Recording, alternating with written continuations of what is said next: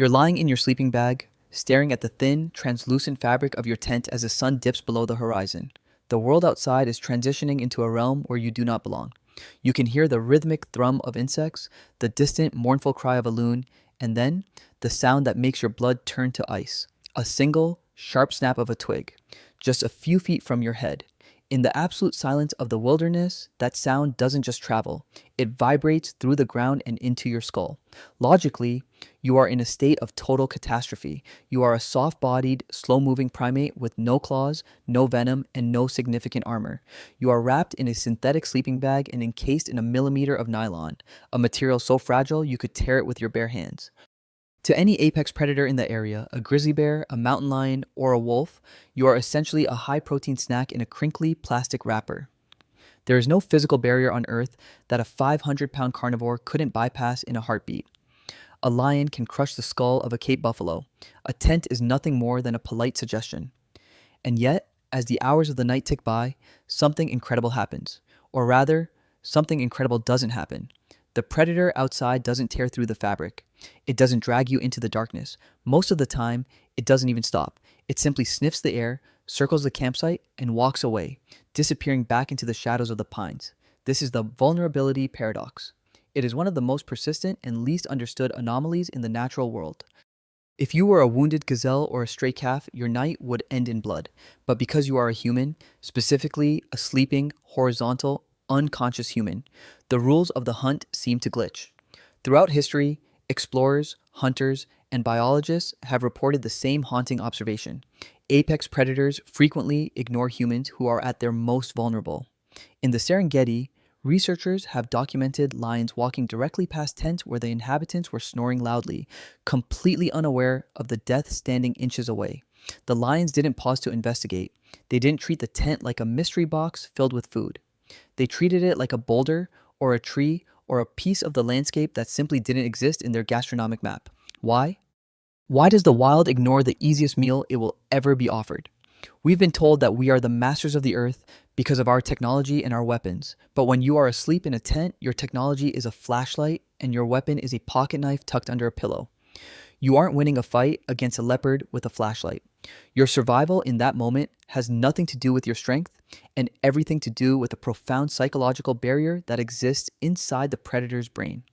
The truth is, predators don't see a sleeping human as a meal. They see us as an impossible object.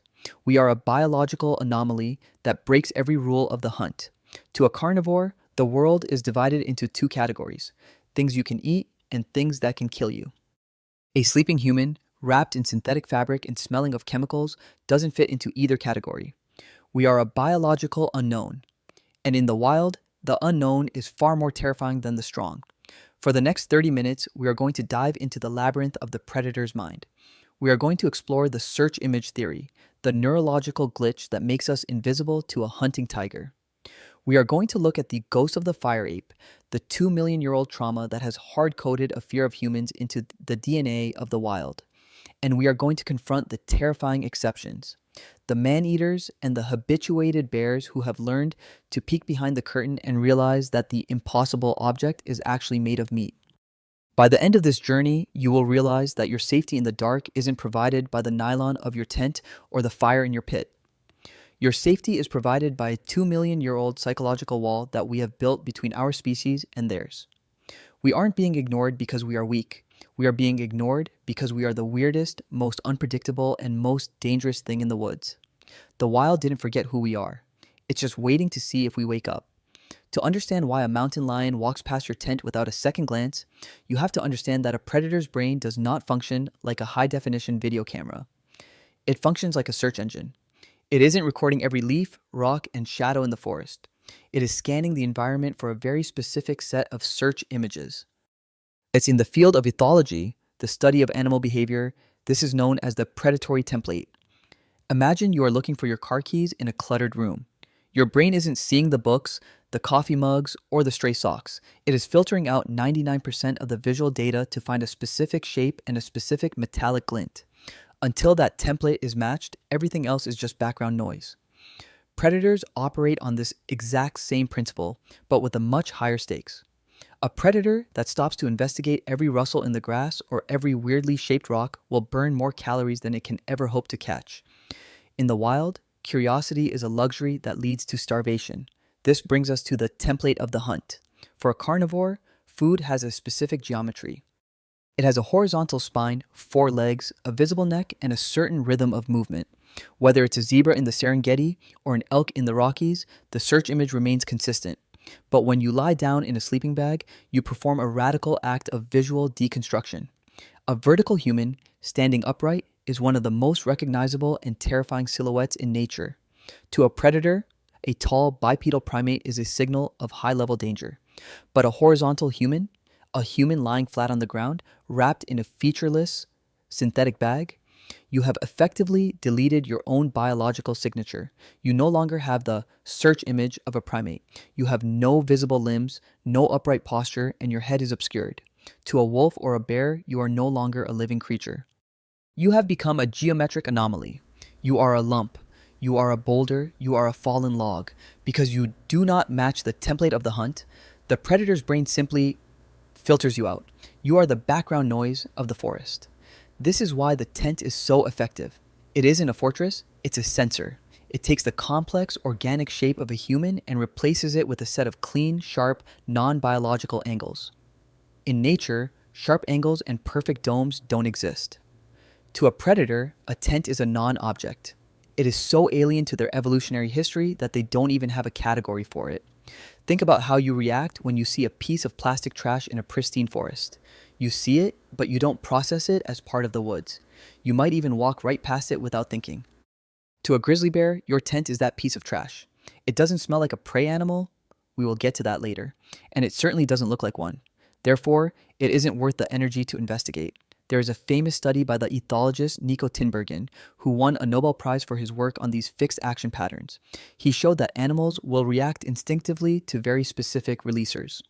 A bird will feed a chick because of a red spot on its beak. A fish will attack a rival because of a red stripe on its belly. If the signal isn't there, the behavior simply doesn't happen. When you are asleep, you are effectively turning off the releasers that trigger a predator's attack. You aren't running, which triggers the chase instinct. You aren't staring, which triggers the aggression instinct. You aren't making the high-pitched distress calls of a wounded animal. By being still, horizontal, and obscured, you have uninstalled the predator's software. You are a program that refuses to run. But this raises a deeper question. If we are just background noise, why don't they accidentally step on us? Why don't they poke the mystery lump just to see what happens? The answer lies in a deep-seated biological fear known as neophobia, the terror of the new. In the wild, new usually means deadly. And for an apex predator, a mystery object that doesn't behave like prey is a potential trap. They aren't ignoring you because they are bored. They are ignoring you because they are suspicious. In the next chapter, we are going to explore the uncanny valley of the wild. So we are going to see why being unknown is actually a more powerful defense than being strong. We're going to find out why a tiger would rather face a 300-pound wild boar than a 60-pound nylon tent. We are moving from the search image to the psychology of suspicion. You are about to find out why your greatest weapon in the dark is simply being weird. Imagine you're walking down a familiar street in your neighborhood. You know every house, every tree, and every crack in the sidewalk. But suddenly, you see a door sitting in the middle of a vacant lot. Just a door. No walls, no frame, just a solid slab of wood standing perfectly upright in the dirt. You don't know what's behind it, and you don't know how it got there. Do you walk up and kick it? Do you pull the handle to see what's on the other side? Most likely you don't. You slow down, you give it a wide berth, you might even feel a cold prickle of sweat on the back of your neck. This is the uncanny valley, the psychological distress we feel when we encounter something that looks almost familiar, but is fundamentally wrong. In the human world, we feel this toward lifelike robots or wax figures, but in the natural world, apex predators feel this toward you.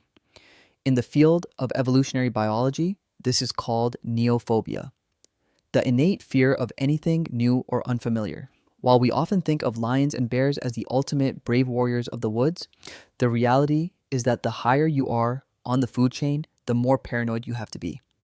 A squirrel can afford to be curious. It's already on everyone's menu. But an apex predator is a surgical instrument. It survives by being the master of its environment. If something appears in that environment that has no precedent in its ancestral memory, that object isn't seen as an opportunity. It is seen as a threat. This is why your tent is actually a fortress of psychological confusion. For 100 million years, large cats and bears have evolved to understand the textures of the wild, the roughness of bark, the softness of grass, the wetness of mud. They understand the logic of a prey animal's body. But your tent, made of ultra smooth, high tension nylon, held up by metallic poles and dyed in colors that don't exist in the forest, is a biological impossible. To a grizzly bear, a tent doesn't look like a hide. It looks like a giant synthetic mushroom that doesn't smell like earth. It doesn't move with the wind like a bush. It vibrates with a high-pitched, unnatural frequency. In the eyes of a predator, the tent isn't a plastic wrapper around a meal. It is a mystery box. And in the wild, mystery boxes are almost always traps. The late biologist Valerius Geist, a world-renowned expert on large mammals, spent years studying how predators decide to attack. He discovered that predators almost never just strike out of nowhere.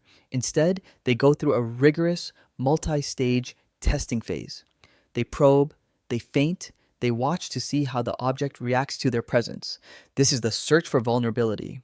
When a predator encounters a deer, the deer reacts. It freezes or it bolts. That reaction confirms the search image. It tells the predator, this is a living thing and I am stronger than it.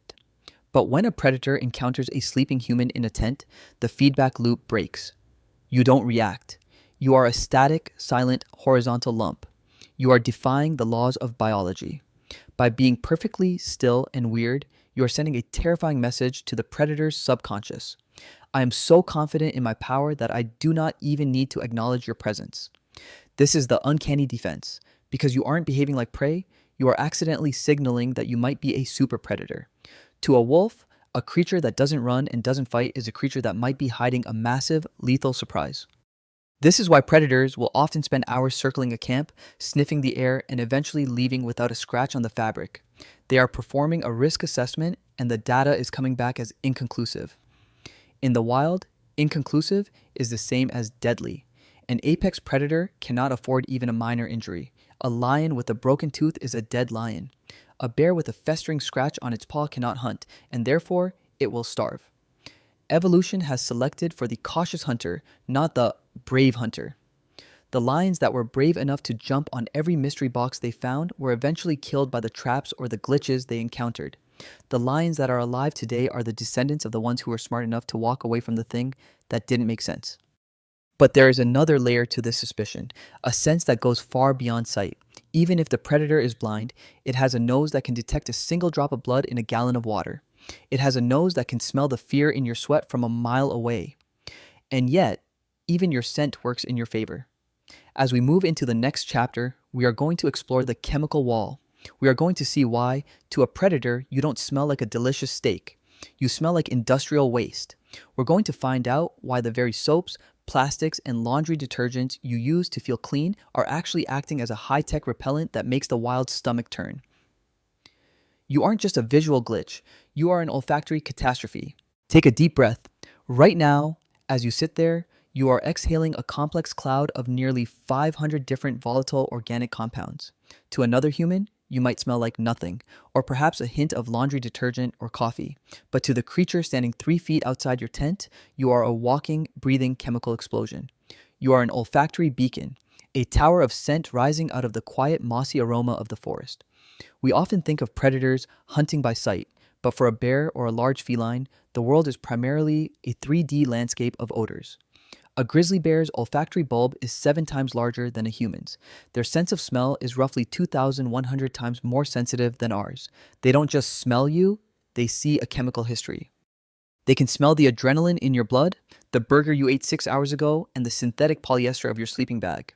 Logically, this should be your undoing. You have no natural camouflage for your scent. You are a giant, odorous primate. But here is the chemical wall that protects you. To a wild predator, you don't smell like food. You smell like industrial waste. In the natural world, food has a very specific chemical signature.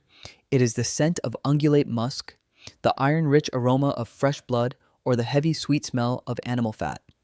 These are the scents that trigger the hunger loop in a predator's brain. But the human scent profile is a gastronomic anomaly.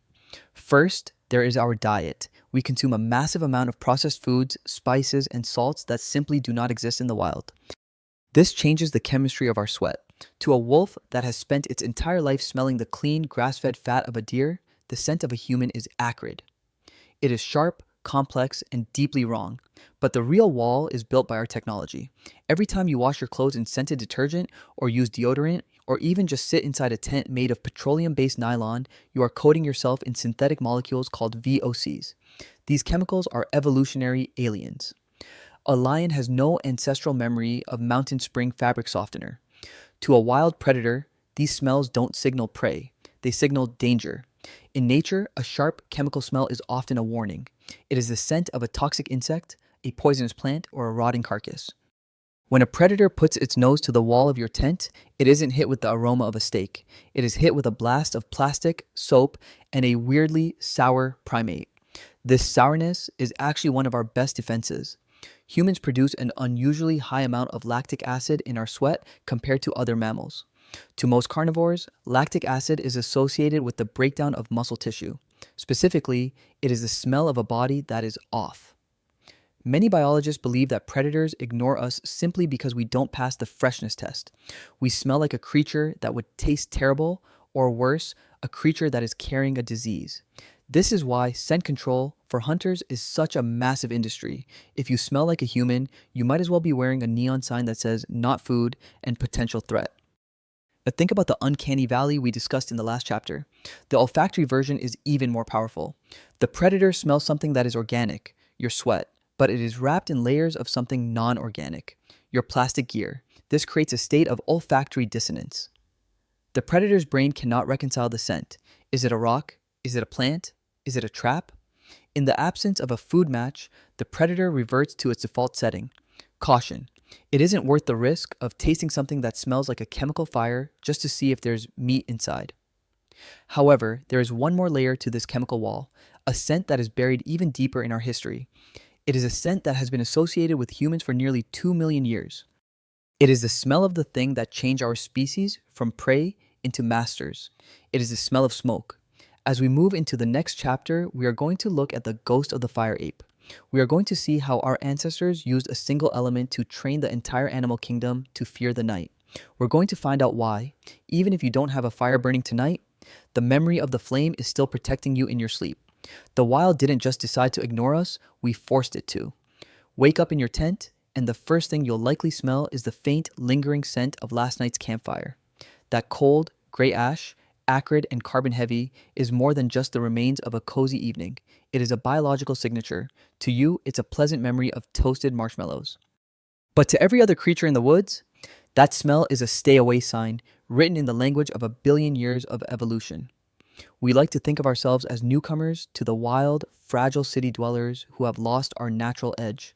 But that is a lie. We are the most successful, most terrifying nocturnal predator the earth has ever produced. We didn't earn that title with our claws. We earned it with the one thing that no other animal has ever mastered, the flame. For nearly 2 million years, since the time of Homo erectus, our lineage has been the fire ape. We are the only creature on this planet that has domesticated a force of nature, and for 2 million years, we used that force to conduct a brutal, relentless campaign of night training on the rest of the animal kingdom. Before we mastered fire, we were prey. We were the things that get eaten in the dark. We have found the skulls of our ancestors with the puncture marks of leopard teeth in their eye sockets. We spent millions of years in a state of absolute cowering terror once the sun went down. But fire changed the fear gradient. It didn't just give us warmth, it gave us a zone of lethality. Fire allowed us to bring the light of the sun into the heart of the night. It turned our campsites into fortresses that no predator could enter without being blinded and burned. But more importantly, it allowed us to hunt the hunters. Imagine you are a saber-toothed cat 500,000 years ago. You see a group of hairless apes huddled around a glowing light. Your instinct tells you they are soft and weak. You approach. But as you step into the light, you aren't met with a flight response. You are met with a coordinated barrage of burning brands and sharpened spears. You are blinded by the glare, your fur is scorched, and you are driven back into the darkness, if you're lucky enough to survive at all. Over hundreds of thousands of generations, this happened millions of times. This created a selection event. The predators that were bold enough to attack humans at night were killed. They didn't pass on their bold it genes. The predators that survived were the ones that possessed a healthy, instinctive terror of the nightlight and the smell of the fire ape. This has resulted in what biologists call anthro-aversion, an innate, genetically coded fear of the human form and human signals.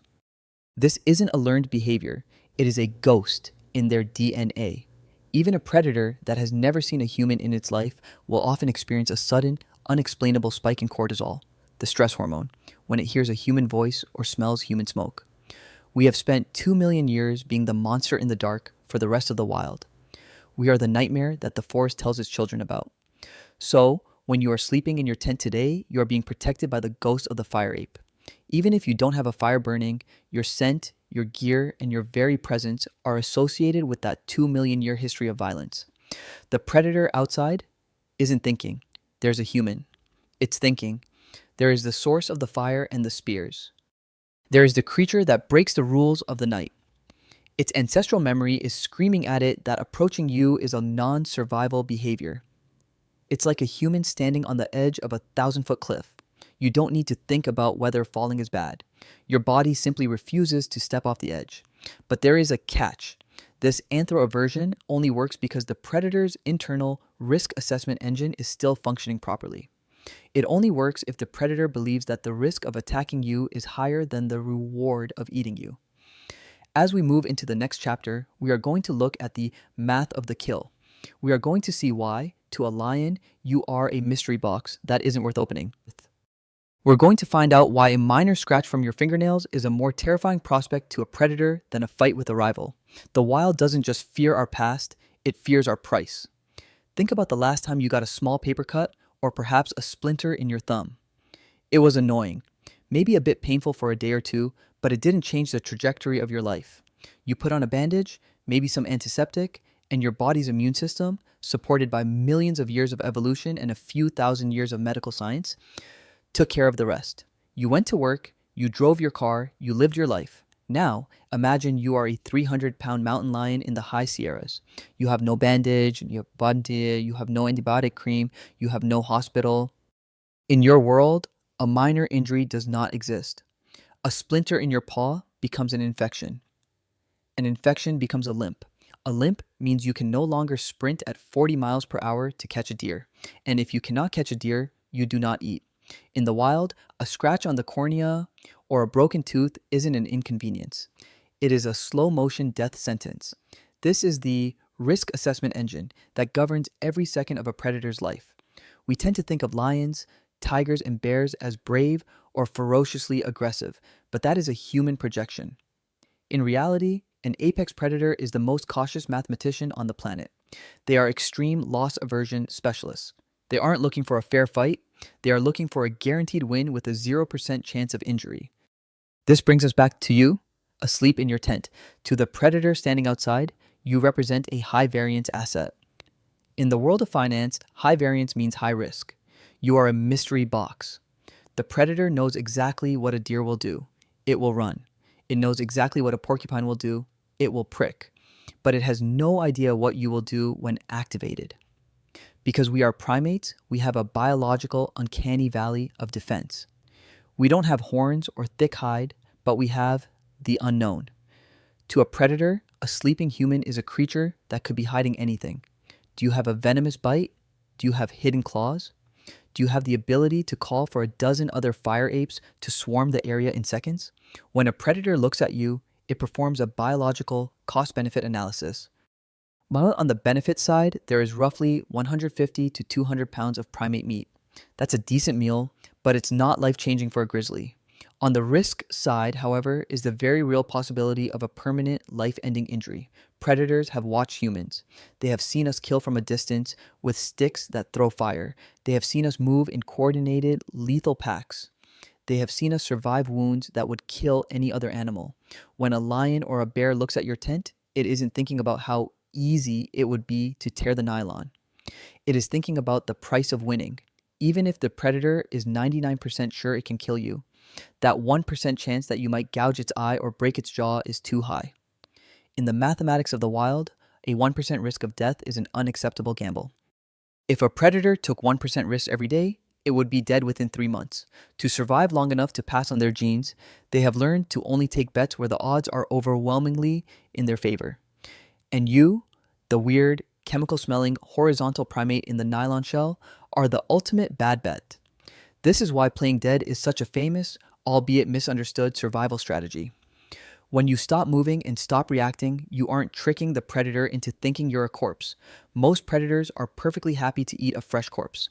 What you are doing is de-escalating the template. By being still, you stop providing the aggression cues that trigger the predator's fight or flight response. You become a neutral object. You become a mystery, and as we've seen, the wild hates mysteries. But there is a dark side to this math. The risk assessment engine only works if the predator is healthy, well-fed, and operating within a functional ecosystem. It only works if the predator believes that there are better, safer options elsewhere. As we move into the next chapter, we have to talk about what happens when the math fails. We have to look at the system break. We are going to explore the terrifying history of the man-eaters, the predators who have learned to ignore the chemical wall, and the ghost of the fire ape. We're going to find out what happens when a predator realizes that we aren't impossible objects. We're just meat. The rules of the night are ancient, but they are not unbreakable. Up until now, this story has been a comforting one.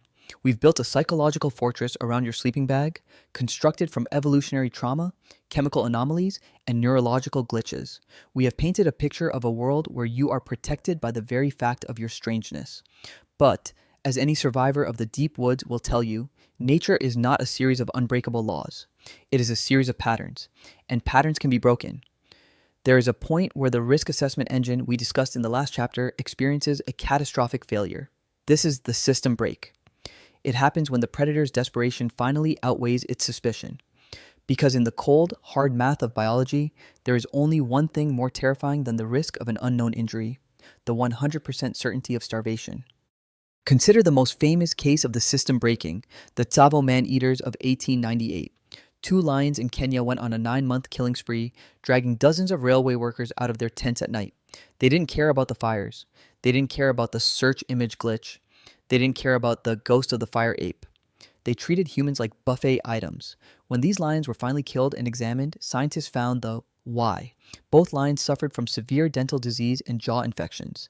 They couldn't hunt their natural prey, the tough, thick-skinned buffalo and zebras, because the struggle would have caused excruciating pain or shattered their remaining teeth. They were starving in a land of plenty. To them, the high-variance humans suddenly became the only option. What's so? Once they overcame their initial neophobia and realized how soft and defenseless a sleeping human actually is, the uncanny defense vanished. The curtain was pulled back and all they saw was meat. But dental rot isn't the only thing that breaks the system. The most common cause of the system break in the modern world is a human invention: habituation. This is the dark side of our relationship with the wild. When we feed bears in national parks or leave trash accessible in our campsites, we are performing a software rewrite on the predator's brain. We are teaching them that the chemical wall of our soaps and plastics isn't a warning, it's a dinner bell. We are showing them that the mystery box of the tent actually contains easy, high-calorie rewards like granola bars and leftover hot dogs. Once a predator loses its anthro-aversion, once that genetically coded fear of the fire ape is overwritten by the reward of a snack, the fortress of your sleep collapses. This is why biologists say, a fed bear is a dead bear, because once the system breaks, the only way to restore the safety of the woods is to remove the animal that learned the truth, that we are actually very, very easy to kill. And then there is the polar bear exception.